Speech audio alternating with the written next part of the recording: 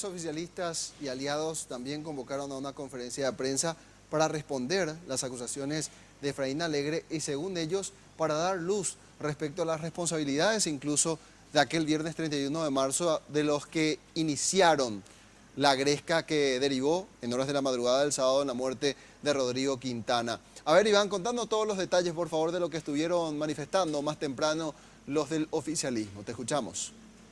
Una vez más, Lilian Samaniego se reafirmó en que los 25 senadores actuaron dentro de la legalidad, dentro del marco constitucional, y no desaprovechó la ocasión para volver a despotricar contra los comunicadores Menchi Barrocanal y Óscar Acosta, acusándolos como instigadores a la violencia. También, por supuesto, a los senadores opositores habló de Efraín Alegre, Rafael Filisola, como los que estuvieron iniciando los hechos de violencia el viernes pasado, allí en la zona de Plaza de Armas. Lo que decía en un principio es que esperan que esto se esclarezca, que se pueda llegar a la aclaración de lo que pasaba en el Congreso y también con el asesinato del joven Rodrigo Quintana. Esto es lo que decía en una primera parte. Decirles que todo lo que hicimos estuvo dentro del marco de lo que nos compete, como bien lo señalan los compañeros, dentro del reglamento, dentro de la legitimidad de la mayoría, en este caso de 25 senadores, más que mayoría se necesita 23, y que tiene media sanción ese proyecto. Y esperábamos que la mesa de diálogo se lleve adelante, y esperando que eso signifique, nosotros siempre estamos abiertos al diálogo, por eso celebramos, porque en forma pacífica, defender cada uno de sus convicciones, no a la violencia, sí a la pacificación entre paraguayos.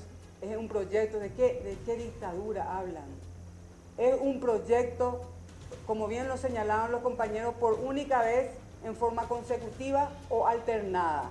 Todos los que fueron presidentes, y en el caso de que se apruebe, el hoy presidente debe renunciar para estar en igualdad de condiciones. Y que el pueblo elija. La mayor legitimidad es cuando la gente define.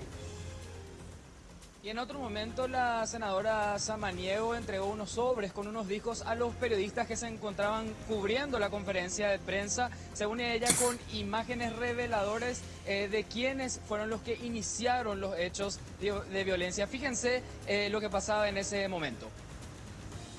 Porque todo, gracias a Dios y gracias a la tecnología, hoy se tiene acceso de la filmación que acá yo le entrego a cada uno de ustedes. Y que espero ver después en los medios estos materiales donde no se fabricaron, son realidades de quienes llevaron adelante la violencia, la confrontación, la destrucción. Acá van a tener los materiales. Y vean, bueno, tienen la imagen de Rafael Filisola, de Alegre, cuando los senadores festejaban en la presidencia de la Cámara de Senadores, cuando le decían a los medios, vengan, colóquense acá, vamos a ver, viva, adelante, fiesta.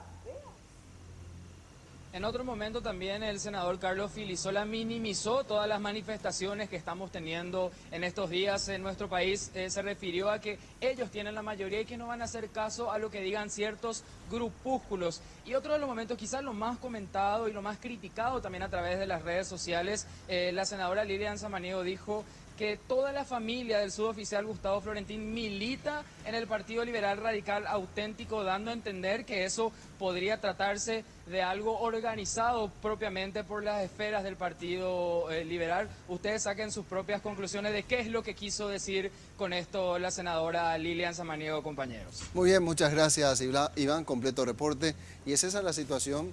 Vemos que lejos de encontrar un punto de consenso, las posiciones están absolutamente radicalizadas, incluso querellas de por medio o amenazas por lo menos de accionar judicialmente entre los principales líderes políticos.